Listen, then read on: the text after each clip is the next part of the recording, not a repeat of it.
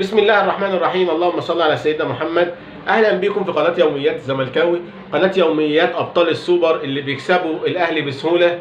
واسهل فرقه بنقابلها يا جماعه عشان في ناس زعلت مني هي الاهلي برضه، لان دي حقيقه. احنا قابلنا الاهلي في الدور الاول وكسبناه 2 بهدفين البطل سيف الدين الجزيري، وانسحبنا في الماتش الثاني للظروف القهريه اللي انتم كلكم عارفينها. ولما لعبنا في السوبر حطينا على الاهلي وخدنا منه كاس السوبر. فمش عارف بعد كده الاهلاويه بيحسبوها ازاي، وبيقول لك انت بتقول اي كلام او انت بتكذب. لا، انا ما بكذبش، وارجع للارقام وارجع للنتائج، واخرها كاس السوبر اللي احنا لسه واخدينه من الاهلاويه، وهارد لك ليهم طبعا. بنتمنى لهم التوفيق في الماتشات الجايه باذن الله.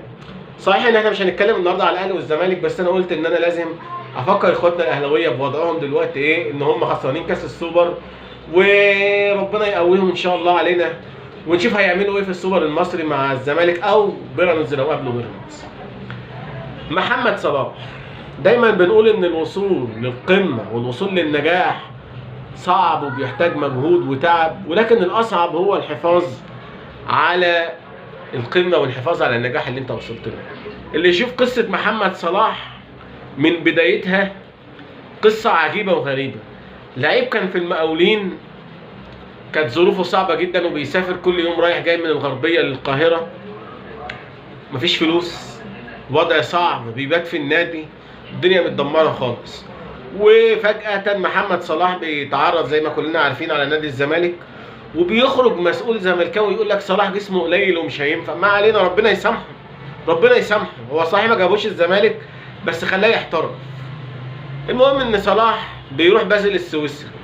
طب يسكت هو كده؟ يعني بالنسبه لاي لاعب مصري بقى لعيب محترف وبيروح المنتخب ما يسكتش طبعا. محمد صلاح بعد كده بيروح تشيلسي وروما وليفربول، ومع ليفربول بيكسب هداف الدوري وبيكسب هداف دوري ابطال اوروبا وبيكسب دوري ابطال اوروبا.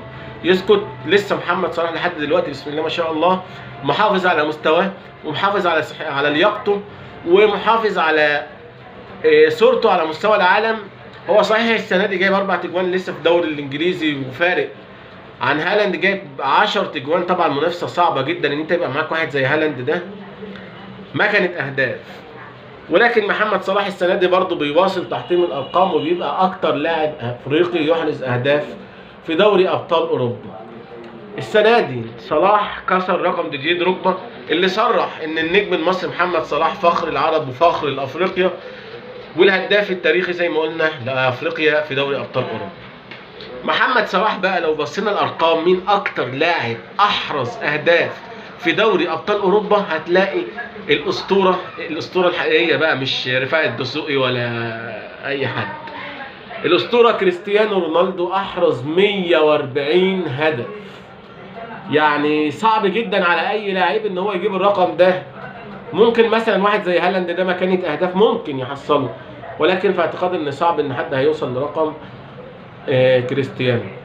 الوحيد اللي كان ممكن يضرب رقم كريستيانو رونالدو اعتزل، طلع من اوروبا، وهو ليونيل ميسي. ليونيل ميسي جايب 129 هدف، فارق 11 هدف عن كريستيانو. الاثنين دول بيغردوا كده بعيدا عن اي لعيب كان في الدوري الاوروبي او في اوروبا عموما. واللعيب اللي الثالث هو روبرت ليفاندوفسكي، طبعا احرز 96 هدف. فمحمد صلاح قدامه فرصه ان شاء الله لو احرز اهداف اكتر في دوري ابطال اوروبا. قلنا ان صلاح عنده 45 هدف، ان هو ترتيبه يتقدم، هو دلوقتي ترتيبه ال 15.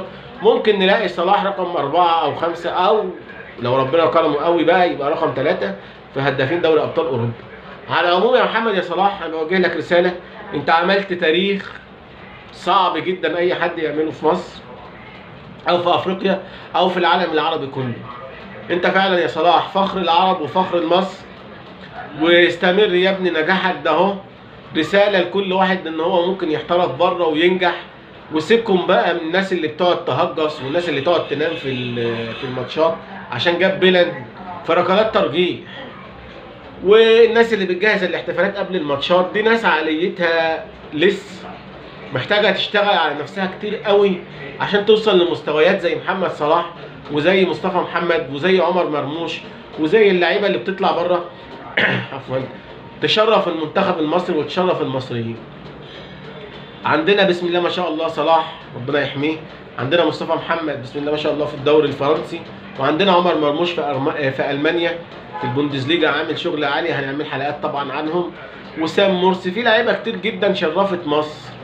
نتمنى التوفيق ان شاء الله لمحمد صلاح، وانه من نجاح لنجاح. ان شاء الله السنه دي ليفربول متوقع انها تكسب الدوري الانجليزي وتبقى منافس قوي على دوري ابطال اوروبا. اكتبوا لنا في التعليقات رايكم، هل ليفربول هيكسب دوري ابطال اوروبا والدوري الانجليزي السنه دي، ولا هيبقى صعب عليه المنافسه؟